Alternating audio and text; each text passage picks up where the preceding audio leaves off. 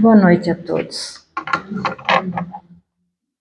Então, dando continuação ao capítulo 5º do Evangelho segundo o Espiritismo, que fala sobre bem-aventurados os aflitos, e o tema é Males do Corpo, Medicina da Alma. O segundo, que o primeiro, o Márcio, então, nos falou na segunda-feira passada. Vou iniciar com uma leitura de um dos temas no capítulo 5º mesmo, motivos de resignação. Por estas palavras, bem-aventurados os aflitos, porque serão consolados, Jesus indica, ao mesmo tempo, a compensação que espera aqueles que sofrem e a resignação que faz abençoar o sofrimento com o prelúdio da cura. Essas palavras podem ainda ser traduzidas assim: deveis considerar-vos felizes por sofrer, porque as vossas dores neste mundo são a dívida das vossas faltas passadas. E essas dores, suportadas pacientemente sobre a terra, vos poupam séculos de sofrimento na vida futura. Deveis, pois, estar felizes, porque Deus transformou vossa dívida, permitindo pagá-la presentemente, o que vos assegura a tranquilidade para o futuro.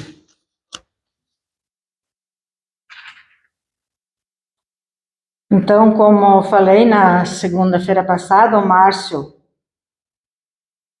nos falava sobre as enfermidades e as curas realizadas por Jesus, através das enfermidades.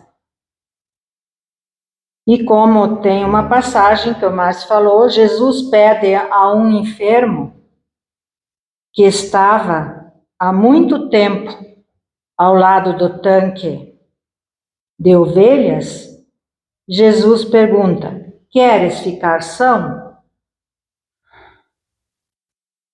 E ele responde que ele não conseguia chegar a tempo na água quando ela se movia para ele entrar nela e se curar.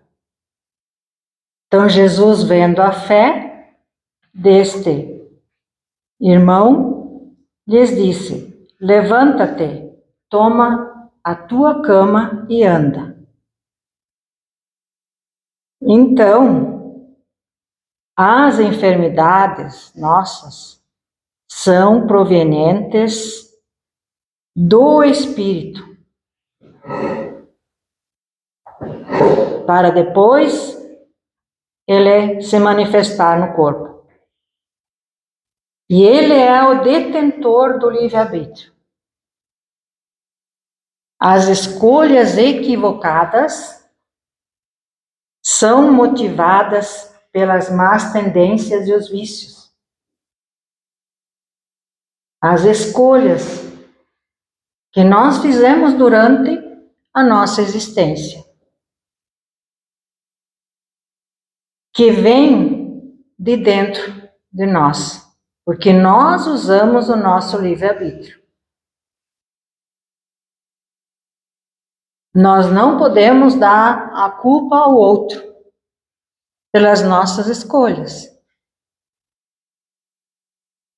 E é aí que vem as enfermidades, que são todas para nós a única terapêutica eficaz para sanar, para aliviar e para que nós consigamos liquidar os defeitos e imperfeições que nós vamos adquirindo durante as vidas, as reencarnações.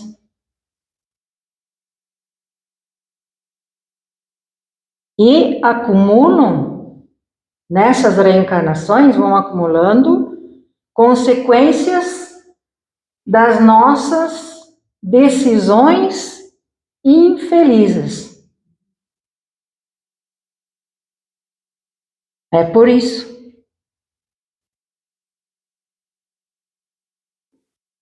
Muitas vezes nós nos esquecemos das promessas e de tudo que nós já fizemos, que seja nessa existência, com os nossos erros, mas também acertos, que a bondade divina nos dá essa oportunidade. Como nós que aqui estamos nesta noite. E todos, eu imagino que todos, com certeza, são sensibilidades ao sofrimento de cada irmão nosso. Seja com tragédias, com guerras, com enfermidades, as doenças, problemas que acontecem no dia a dia, no nosso trabalho, na nossa comunidade. Mas estamos aqui para as provas, que todo estudante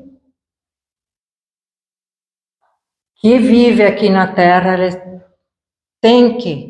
é obrigado a fazer as provas da vida. Cada um no seu entendimento, cada um respondendo conforme o que aprendeu, o que está colocando em prática no Evangelho, com o Evangelho. Então, temos aqui alguns exemplos por exemplo, o intelectual, que aqui coloca sua inteligência a serviço da corrupção, da mentira e de outras formas do mal, será presa da demência ou da idiotia para que, no futuro, aprenda a fazer bom uso de tão nobre faculdade, que é a intelectual. E temos aqui no Evangelho, no capítulo 7, Bem-aventurados os pobres de espírito, que fala sobre o intelectual. Diz assim: homens, por que lamentais as calamidades que vós mesmos amontoastes sobre vossas cabeças? Menosprezastes a santa e divina moral do Cristo. Não vos espanteis, pois, que a taça da iniquidade tenha transbordado de todas as partes. Pobre raça humana, cujo egoísmo corrompeu todos os caminhos. Retoma a coragem. Em sua misericórdia infinita, Deus te envia um poderoso remédio para os teus males, um socorro inesperado na tua aflição.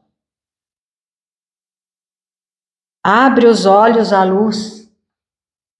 Eis as almas daqueles que não estão mais na terra, que vêm te chamar aos teus verdadeiros deveres. Elas te dirão, com a autoridade da experiência: são poucas quanto as vaidades e as grandezas de sua existência passageira, são pouca coisa perto da eternidade. elas te dirão que lá é o maior quem for mais humilde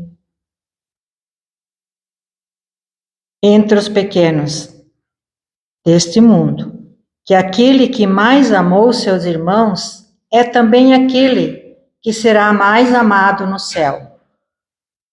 Que os poderosos da terra, se abusaram de sua autoridade, serão reduzidos a obedecer aos seus servidores. Que a caridade e a humildade, enfim, essas duas irmãs que se dão as mãos, são os títulos mais eficazes para se obter graça diante do Eterno. São palavras do Adolfo, bispo de Argel, Marmande, de 1862. Então, ele falando sobre essa parte do intelectual. Como nós nos apresentamos, nós temos que nos apresentar como pobres de espírito, os humildes. Agora, em segundo, o orgulhoso e o déspota. Também exemplos que o Evangelho nos dá. Não há como abatê-los e domá-los, senão por meio das enfermidades asquerosas que os afastam do convívio social. Conhecendo as suas altanarias, cederão à humildade. Virtude esta indispensável ao aprendizado da ciência do bem. Então, aqui nos fala do orgulhoso.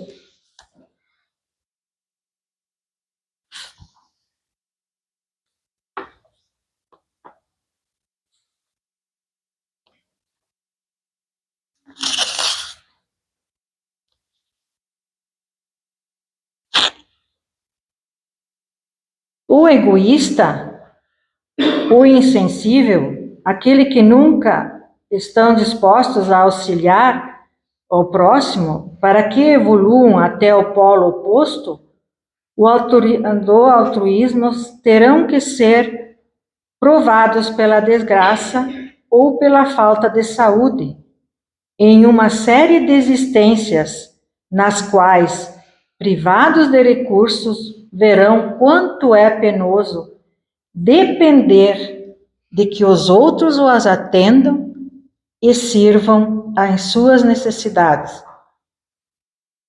Então, aqui é o egoísmo, que pede tudo para si, mas um dia no futuro vai precisar de alguém. E aqui no capítulo 11, amar ao próximo como a si mesmo, Jesus nos fala: se os homens se amassem mutuamente, a caridade seria melhor praticada. Mas seria preciso para isso que vos esforçassem em vos desembaraçar dessa couraça que cobre os vossos corações, a fim de serdes mais sensíveis para com aqueles que sofrem. A dureza mata os bons sentimentos. O Cristo não se recusava àquele que se dirigisse a ele, quem quer que fosse. Não era repelido. A mulher adúltera, o criminoso, eles eram socorridos por ele. Não temia jamais que sua própria consideração viesse a sofrer com isso. Quando, pois, o tomareis como modelo de todas as vossas ações? Se a caridade reinasse na terra, o mal não teria mais predominância.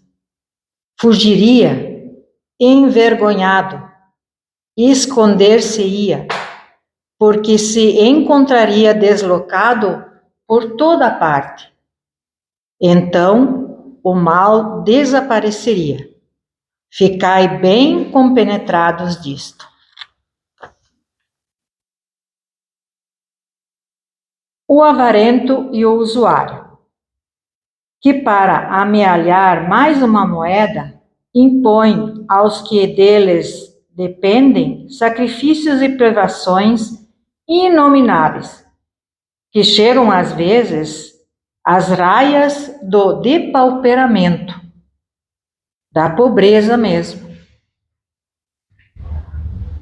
Como aprenderão a movimentar os bens em proveito da coletividade sem que sofram a seu turno os horrores de um semelhante trato? Porque se foram avarentos, guardaram tudo para si, na próxima reencarnação vão ter que resgatar e gastar o que agora recebe.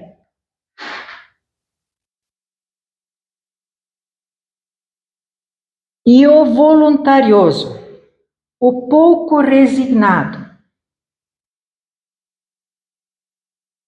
como hão de adquirir paciência, conformidade e submissão à vontade divina, sem que sejam trabalhados pelas doenças? Principalmente aquelas que lhes tolhem a capacidade de locomoção? Isso é para o que não se resigna a nada, não aceita nada,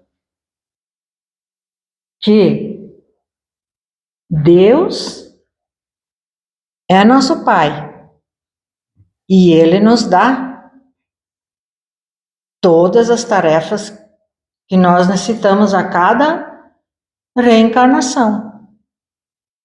E nós temos a oportunidade. E por que um enfermo que está numa cama esteja revoltado, blasfema, fala mal, não aceita ajuda dos seus familiares, daqueles que o acompanham, vai ser muito mais difícil na próxima existência. E aquele enfermo que aceita com humildade, não reclama de nada, esse sim vai estar fazendo a vontade de Deus. E também vai ser assistido pela espiritualidade superior. Porque é um mérito. Então, para nós, esses exemplos todos aqui, nós vamos verificar que, como eu fiz as leituras aqui no Evangelho, que é o Evangelho que assim nos ensina.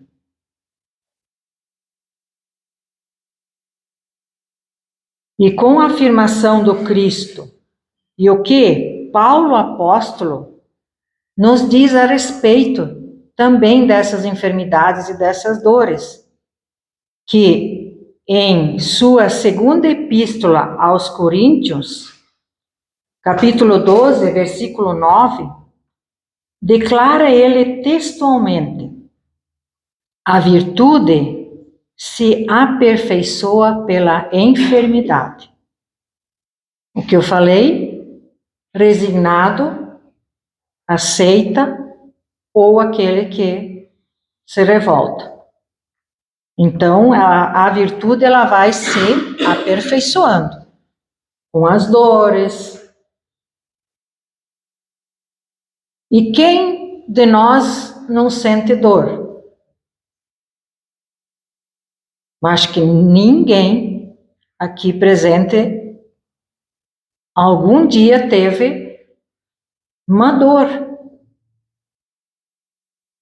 Mas é com ela que a gente aprende. E em Hebreus, capítulo 12, 5 a 11, assim se expressa Paulo. Filho meu, não desprezes a correção do Senhor, nem te desanimes quando por ele és repreendido, provado no sofrimento. Porque o Senhor castiga ao que ama e açoita a todo aquele que recebe por filho. Então aqui, eu pesquisei em Hebreus, nesse capítulo 12, versículo 11, no Evangelho, e ele fala aqui sobre a importância da disciplina que Deus aplica aos seus filhos. Todos nós somos criados por Deus, espíritos eternos.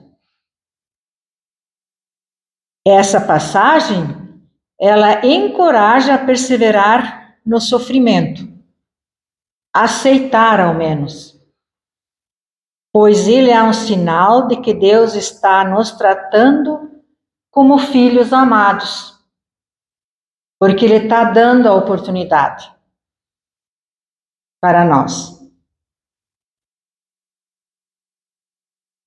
Embora possa parecer doloroso, e é doloroso, a tristeza que nós sentimos neste momento da dificuldade,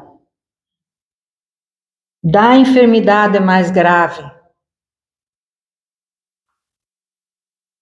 de nós muitas vezes não conseguir nos locomover. Para mim, já aconteceu anos atrás. Eu não andava daqui ali na esquina, sozinha, sem ter, tinha que alguém estar com que eu pudesse me apoiar. Deus nos coloca a disciplina para ver o que nós estamos fazendo com essa existência, que é um presente que Deus nos dá. A disciplina divina produzirá fruto pacífico da justiça e paz no futuro. Passou aquela semana, aquele mês com a dor, mas passou. O motivo da disciplina é o amor de Deus. O amor por nós. Aqueles que recebem a disciplina com humildade e aceitação são os chamados seus filhos. Mas os que não acreditam em Deus, não acreditam que são filhos dele, Deus não disciplina os incrédulos. Não perde tempo. Eles vão ter que um dia, através da enfermidade, da dor, buscar Deus, buscar Jesus. Um dia eles vão ter que se redimir. Então, é essa passagem que diz aqui, que Paulo fala, que nos diz que é para nós entender por que ele castiga quem ama.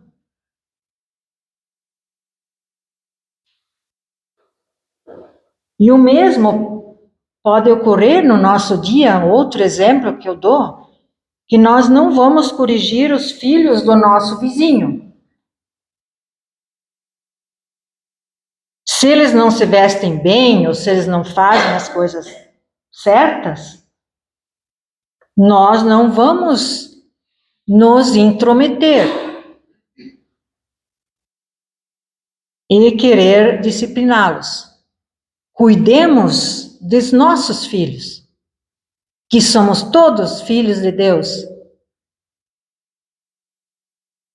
E na esfera da disciplina, que se limita aos cristãos.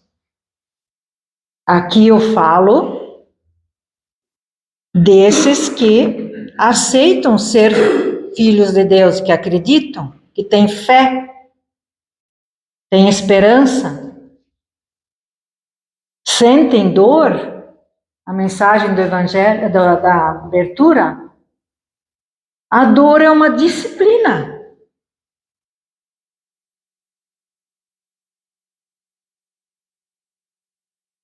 E o grande motivo sempre é o amor.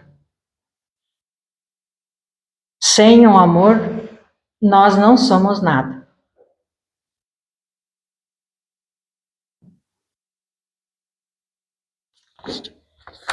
Perseverai firmes na correção. Deus se vos oferece como a filhos, porque qual é o filho a quem não corrige seu pai? Todo pai quer corrigir o filho, muitas vezes até o filho corrige o pai. Estávamos falando nos estudos. Além disso, se na verdade tivemos os nossos pais carnais que nos corrigiam e os olhávamos com respeito, como não obedeceremos muito mais ao Pai dos Espíritos, para assim nós vivermos? Como não vamos obedecer ao nosso Pai Celestial? Não maldigamos, pois, as enfermidades. Elas desempenham missão purificadora e redentora para as nossas almas. Tratemos antes de suportá-las cristãmente, sem protestos, sem revoltas contra Deus. Porque, a não ser assim, longe estaremos de alcançar a saúde completa, a que todos nós aspiramos.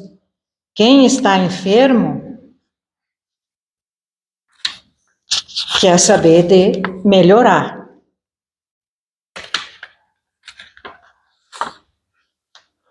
No capítulo 5, Bem-aventurados aflitos, temos o mal e o remédio. Vossa terra é, pois, um lugar de alegria, um paraíso de delícias? A voz do profeta não ressoa mais aos vossos ouvidos? Ele não apregoou que haveria choro e ranger de dentes para aqueles que nascessem nesse vale de dores? Vós que viestes aí viver, esperai, pois, lágrimas cruciantes e penas amargas, e mais as vossas dores sejam agudas e profundas? Olhai o céu e bendizei ao Senhor, pois o poder por ter querido vos experimentar. Ó homens, não reconhecereis, pois, o poder de vosso Mestre, senão quando ele tiver curado as chagas do vosso corpo e coroado os vossos dias de beatitude e de alegria? Não reconhecereis, pois, seu amor, senão quando ele vos tiver adornado o vosso corpo com todas as glórias e lhe tiver restituído seu brilho e sua brancura? Imitai, pois, aquele que vos foi dado como exemplo. chegado ao último degrau da abjeção e da miséria, estendido sobre o lixo, disse a Deus: Senhor, conheci todas as alegrias da opulência e me reduzistes à miséria mais profunda. Obrigado, obrigado, meu Deus, por querer bem experimentar vosso servo. Até quando vossos olhares se deterão nos horizontes marcados pela morte? Quando vossa alma desejará, enfim, se soltar além dos limites de um túmulo? Mas, se devesse chorar e sofrer toda uma vida, que seria isso ao lado da eternidade de glória reservada àquele que tiver suportado a prova com fé, amor e resignação? Procurai, pois, consolações aos vossos males no futuro que Deus vos prepara, e a causa deles no passado. E vós que sofreis mais, considerai-vos os bem-aventurados da terra. O mal e o remédio. O sofrimento, mas temos a alegria no futuro. Então, cumpre ressaltar que nem sempre também uma existência prenha de amarguras e de padecimentos significa expiação de faltas anteriores. Às vezes são provas buscadas pelo Espírito, a fim de concluir a sua depuração e ativar o seu progresso. Muitos espíritos pedem por provas o sofrimento. Pode ocorrer também que algum ser de grande elevação se haja determinado a vir à Terra em missão. Existem poucos, mas existiram e existem. E não em cumprimento de penas, suportando com exemplar resignação os maiores reveses da vida. Igual Job, que o Márcio falou na última doutrinária, para ensinar a nós outros, míseros calcetas, de que maneira se deve sofrer para tirar do sofrimento o abençoado fruto da elevação espiritual. Então, para nós, que seja uma parte dessa doutrinária de hoje guardada em nosso íntimo e coloquemos em prática, porque a doutrina espírita, em seu papel primordial, é de iluminar e esclarecer, para que cada um de nós promova por si mesmo a sua reeducação espiritual. Sem a dita reforma íntima, não vai ocorrer progresso e nem cura.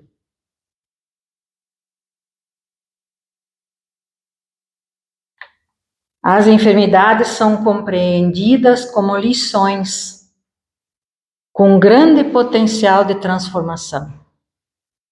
Porque só quando a gente está enfermo, muitas vezes nos lembramos, a maioria daí sim, pedimos à espiritualidade superior o auxílio. Então, vamos nos reeducar através das enfermidades. Que elas trazem a oportunidade de renovação e crescimento espiritual. E daí nós vamos aprender que seja com o chicote e a espora. Não só enfermidade, como Dificuldades na vida.